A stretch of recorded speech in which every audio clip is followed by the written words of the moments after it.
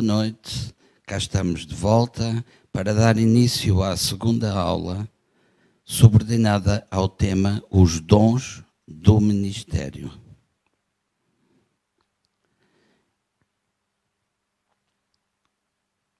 Vamos falar agora de algo que é muito, muito importante, que é o facto de que toda a operação do ministério vem debaixo do senhorio de Jesus Cristo. Em que nós sabemos que Jesus Cristo é a cabeça do seu corpo, que é a igreja, e a cabeça e o corpo são um. Portanto, Jesus comanda todas as operações do seu corpo, onde? Sentado à direita de Deus Pai. Abram, por favor, em Marcos, capítulo 16, versículo 20.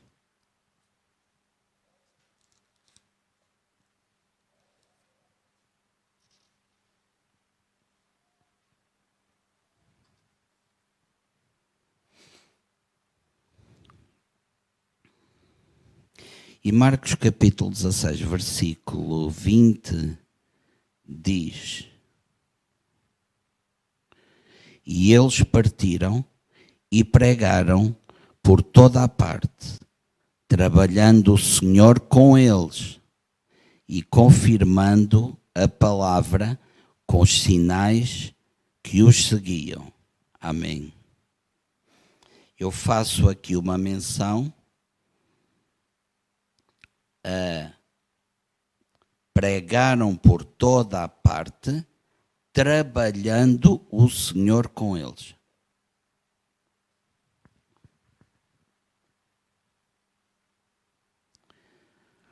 Repare que Jesus cooperava com os seus discípulos, tinham sido escolha sua, tinham-os preparado, e eles agora iam, e ele ia junto com eles, e também trabalhava junto com eles.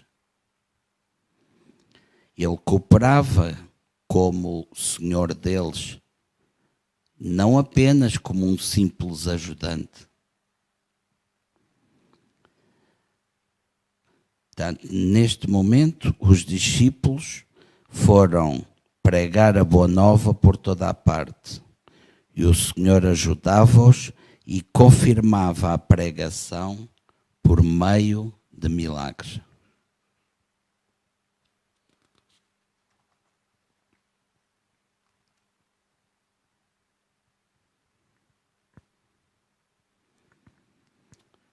Não podemos esquecer, nem devemos, de que, embora Ele seja o nosso ajudador, por meio do Espírito Santo, Ele também é o nosso Senhor. Jesus Cristo, como cabeça da igreja, é aquele e o único que dá os dons, aquele que chama e aquele que capacita. Ou seja, todo este conceito está extremamente bem elaborado, bem montado, perfeito. Mais uma vez, em toda esta máquina, entre aspas, esta engrenagem, quem falha somos nós. E é isso que nós pretendemos aqui, o aperfeiçoamento do corpo de Cristo. Porque não há como impedir uma onda de aumentar se não houver nenhum ou ninguém a caminhar em sentido contrário. Assim sim, ela chegará grande na praia e expandir-se-á sobre o areal. Um exemplo.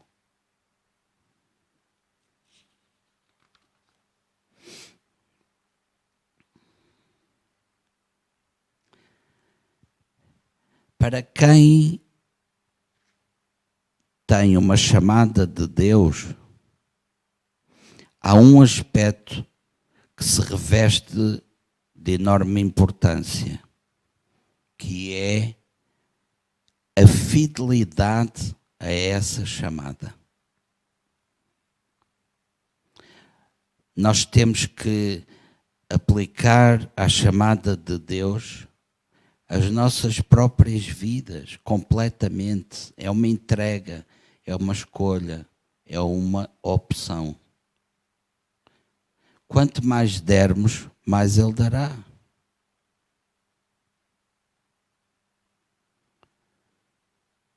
Portanto, é comparável a um casamento em que nós nos aliançamos no compromisso e esse casamento precisa de ser trabalhado. Vai passar por várias etapas, muitas vezes com recuos pelo caminho, mas quanto mais e mais nós investirmos, mais rapidamente chegaremos a um nível de maturidade e de equilíbrio para podermos exercer aquilo para que fomos chamados. E como todos estes dons ministeriais funcionam em perfeita união uns com os outros, se houver algum que esteja muito desenvolvido, outro ainda esteja num estágio latente, e, por exemplo, outros nem sequer ainda existam, é muito mais difícil de termos um nível de equilíbrio espiritual em amor dentro de uma igreja do que onde há a presença dos 5 e todos eles de uma forma equilibrada e entrosada.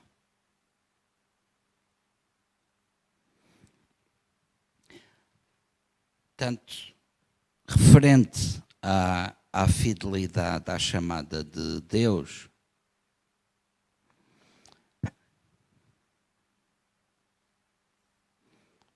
eu poderei dizer, sem sombra de dúvida, que esplêndida e maravilhosa será a recompensa pela fidelidade. Os vencedores têm a promessa de receber a cidadania eterna e um novo nome no céu, além da coroa da vida eterna.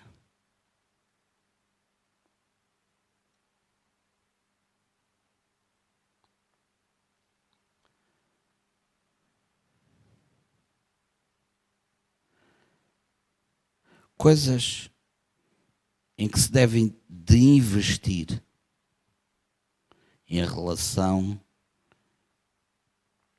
à chamada de Deus. Investir tempo a estudar.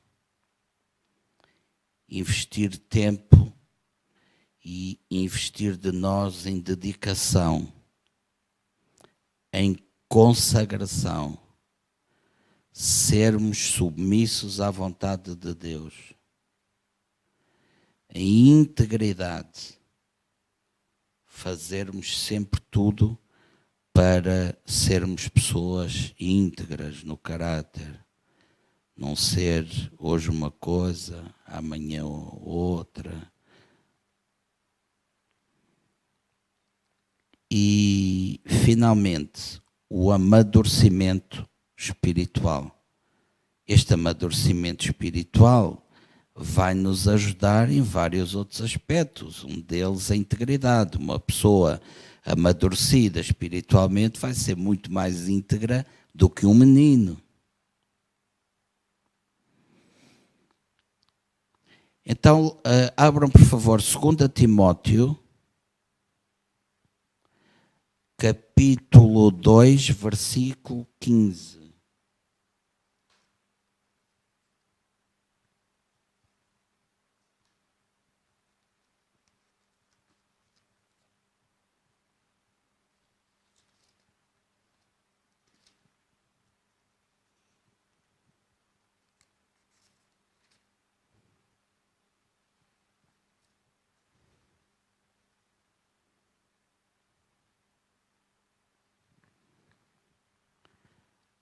2 Timóteo, capítulo 2, versículo 15, diz assim: procura apresentar-te aprovado a Deus como obreiro que não tem de que se envergonhar, íntegro repartidor da palavra da verdade. Portanto, aqui há uma referência, reparem bem, que o apóstolo Paulo está a dar um conselho destes a uma pessoa como Timóteo. Vejam ao ponto que as pessoas eram extremamente zelosas com as coisas de Deus naquela altura. Timóteo não era um qualquer. No entanto, ele dava-lhe estes tipos de conselhos ainda e ele acatava.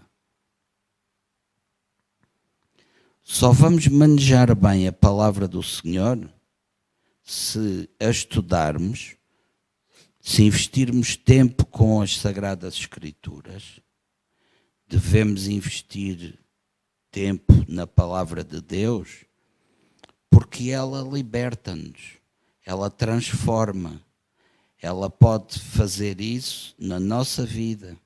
E também Deus quer nos usar para transformar a vida de outras pessoas.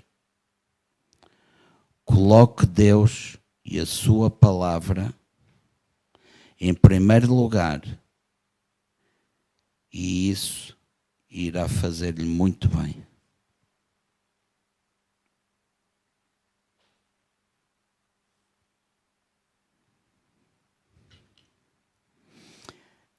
A dedicação é algo que, a par da chamada de Deus, deve existir. É uma consequência. Se houve essa chamada, então tem que haver maior dedicação. Assim como a consagração, a mesma coisa. Juntamente com a chamada, tem que existir um nível maior de consagração. Eu tenho vontade de orar mais, eu tenho vontade de estudar mais a palavra, eu tenho vontade de ter mais comunhão com Deus, eu tenho vontade de não fazer aquelas coisas que eu sei que não são da vontade dele, ou seja, santificar-me. E então, tudo isto é um processo que revela que estamos a ser submissos à vontade de Deus. Quando começamos o ministério, não começamos lá em cima, num topo. Assim como a subida de uma escada, nós começamos pelos primeiros lances de escada. E às vezes os primeiros anos do ministério envolvem grandes sacrifícios. Porque é toda uma vida que está em mudança. Nós temos que jogar fora aquilo que impede para que possamos fazer. E o interessante, e ainda bem que assim o é que aquilo que eram as nossas grandes paixões começam a não nos dizer rigorosamente nada. É a tal troca. Os valores são trocados, aquilo é a grande prioridade, nós nos alegramos com aquilo para que Deus nos chamou a fazer. A integridade tem a ver com o caráter das pessoas. Portanto, é lógico que quem tem uma chamada de Deus nas suas vidas devem ser pessoas com uma integridade que não sejam suspeitas, devem ser pessoas que não levantem tipos de dúvidas quanto a uma série de coisas que possam ter na sua natureza. E o amadurecimento espiritual, como tudo, também os ministérios são desenvolvidos. Uma pessoa recebe e começa devagar. Agora, o importante é que consiga ir caminhando, evoluindo, crescendo, porque cada vez que é suposto voltar um pouco atrás, vem quase no início.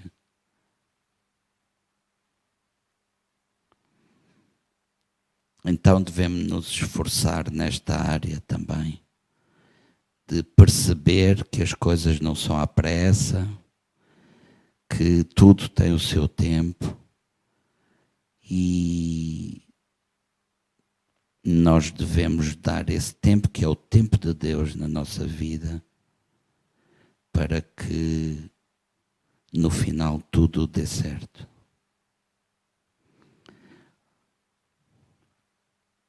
Porque é natural, é o tempo para as pessoas serem equipadas e amadurecidas espiritualmente. As pessoas geralmente começam numa área do ministério diferente daquela para a qual Deus a chamou. Nós vimos que Saulo, ou Paulo, foi citado como um dos 5 profetas ou mestres da igreja de Antioquia e que mais tarde, no Novo Testamento, ele é chamado de apóstolo. Mas ele não começou nesse ministério apostólico. Começou como um profeta e ao mesmo tempo acumulando como mestre. Um outro exemplo é o caso de Filipe, que começou no Ministério de Socorros e ele foi fiel naquele cargo. Mais tarde foi levado ao cargo de evangelista.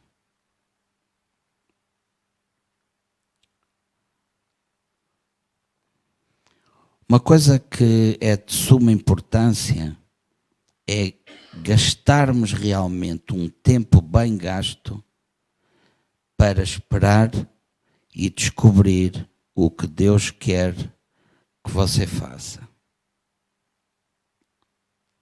Ele revela. Permita que Deus faça de si o ministro que Ele quer que seja e não outra coisa. Não tente ser como a outra pessoa. Estas coisas não são imitáveis, não são desejáveis pelo nosso eu. Eu queria ser como aquele, queria ser aquele. Não, nós queremos é ser e preparar-nos para ser verdadeiramente aquilo que Deus nos chamou, tinha reservado para nós. Toma a verdade da palavra de Deus, que é revelada a si, e deixe que Deus utilize a sua personalidade para injetá-la. Então ela se torna a sua mensagem. Porque há coisas, por exemplo, só porque você teve uma revelação ou profetizou, não diga sou um profeta. Portanto, qualquer pessoa, pelo dom de profecia, pode profetizar. Mas o dom não é o ministério. O ministério também deve ter o dom. O dom é algo isolado. Uma situação que se pode repetir algumas vezes, mas é isolada. Se Deus o chamou e estabeleceu num ofício, não terá de apregoá-lo de qualquer maneira. As pessoas acabarão por descobrir. E se não descobrirem, é porque não é esse o seu ministério. É algo que fica de uma tal maneira marcado, vincado, espelhado em nós, que é visível aos olhos dos outros. E se não o for, e a pessoa estiver ali meio adaptado a fazer ali um jogo de cintura, isso é porque não é aquilo. E não há que insistir, que vai ser inconsequente.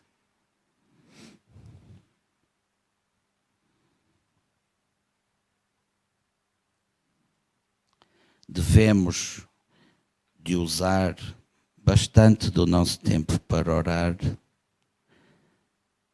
gastar tempo para buscar a perfeita vontade de Deus para a sua vida e ministério.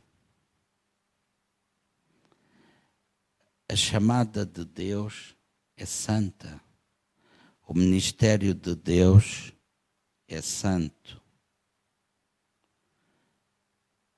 Devemos de desenvolver, por isso, o nosso caráter.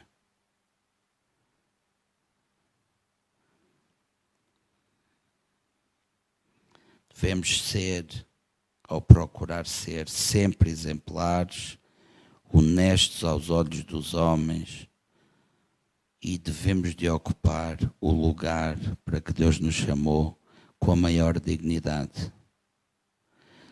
Se você é chamado por Deus para ocupar um cargo, aquele cargo requer respeito.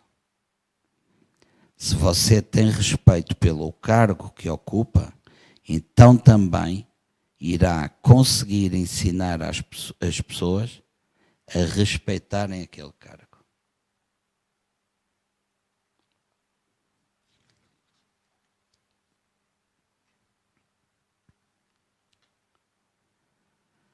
Há toda uma diversidade e um equilíbrio em relação aos dons.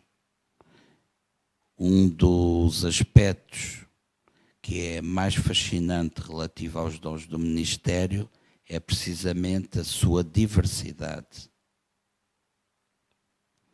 Os apóstolos, o ofício de apóstolo, parece englobar quase todo o tipo de ministério. Profetas, o ministério do profeta é inspiracional. Ele fala por inspiração e revelação direta de Deus. Evangelistas têm uma comissão direta do Senhor para pregar a palavra e que visa quase exclusivamente a salvação das almas. Pastores são aqueles que pastoreiam as ovelhas de Deus. E mestres, aqueles que ocupam o ofício de mestre, ensinam a palavra, não por habilidade natural, mas pela capacidade divina do Espírito Santo.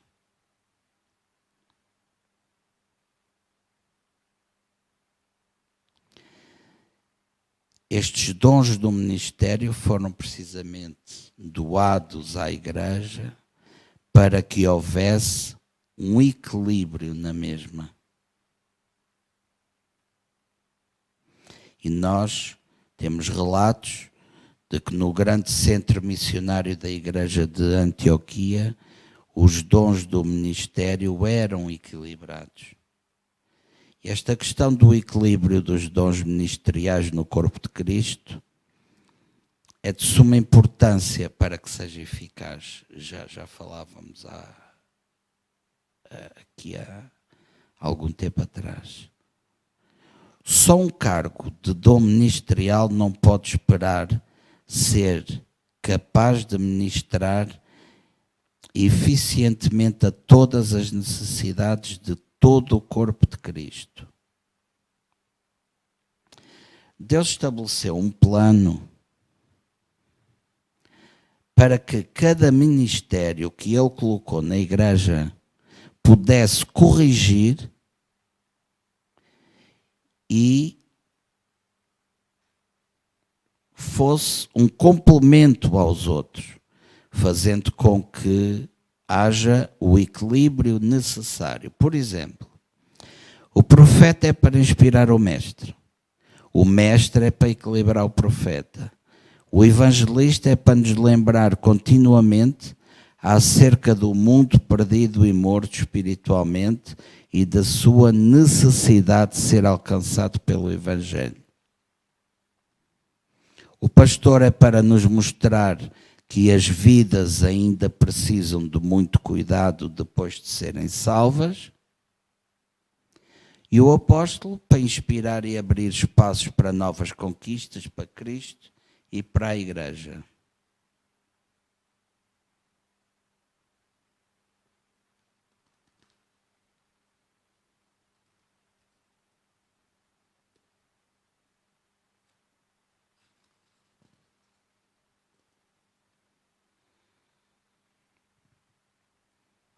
Agora vamos aprofundar um pouco mais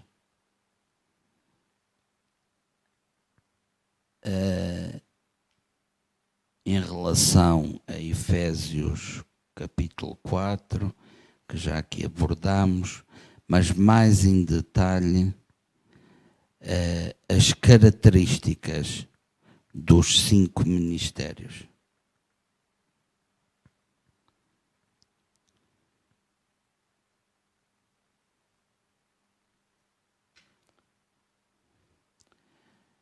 O apóstolo. O verdadeiro apóstolo é uma pessoa com uma comissão, não simplesmente alguém que vai, mas alguém que é enviado pelo Espírito Santo.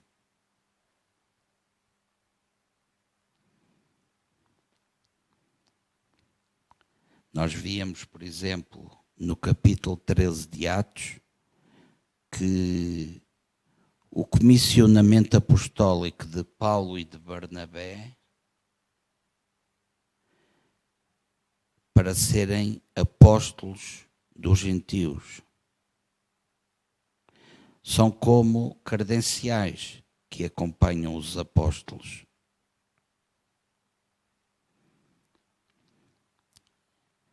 São como credenciais que, abrindo a vossa Bíblia em 2 Coríntios 12:12,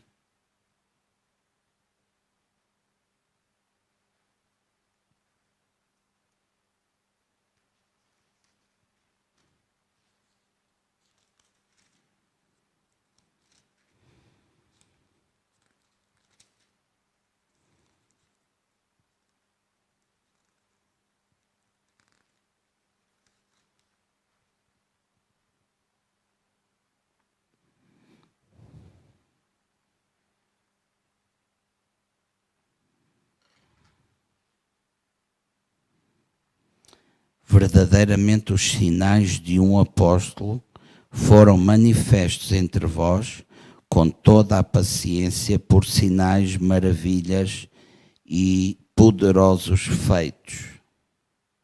Ou seja, os sinais do apóstolo manifestaram-se através de sinais, prodígios e maravilhas. A Bíblia também fala sobre as obras ou frutos do ministério apostólico. Paulo podia apontar para as igrejas solidamente estabelecidas e dizer que elas eram o seu selo, tinham a sua marca ou o fruto do seu ministério apostólico. Porque o apóstolo é, acima de tudo, um pregador ou um mestre da palavra de Deus. Para alguém permanecer neste cargo, a pessoa deve ter tido uma experiência pessoal com Deus muito profunda e real. É um cargo de muita exigência.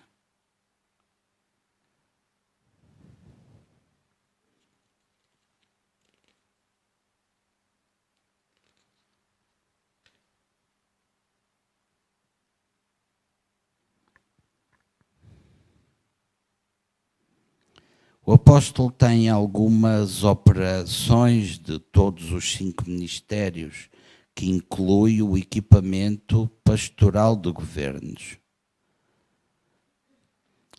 Depois das igrejas serem estabelecidas, os apóstolos podem exercer supervisão sobre as mesmas que estabeleceram, até que nelas seja estabelecida a autoridade espiritual sobre si próprias.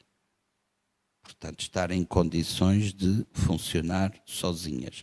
É tipo de um efeito de acompanhamento e de supervisão até que chegue alguém que tenha capacidade de dar continuidade ao trabalho.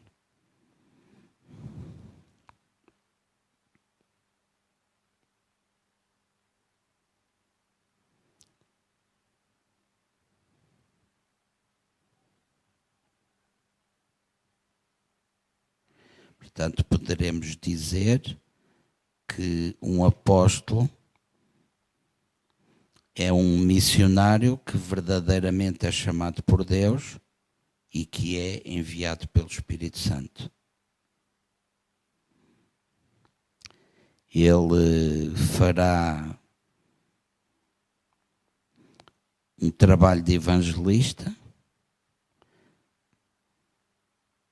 fazendo com que vidas sejam salvas, fará um trabalho de mestre, ensinando e firmando as pessoas na fé. Ele fará também um trabalho de pastor, pastoreará o seu rebanho e guiará o povo durante algum tempo, não é nunca aquela pessoa que vai ficar por muito tempo ou definitivamente numa determinada igreja. Hoje em dia, como é que o apóstolo é visto? Além de Jesus ser chamado de apóstolo e dos 12 apóstolos do Cordeiro, o Novo Testamento chama muitos outros de apóstolos. Por exemplo, Barnabé, Paulo, Tiago, irmão de Jesus, Andrónico e Junias, Silvano e Timóteo, Apolo. Deus recompensa sempre a fidelidade das pessoas que desempenham os cargos e não o próprio cargo em si. Ora, vamos dar aqui por finda esta segunda aula desta noite. Obrigado e voltaremos dentro de algum instante.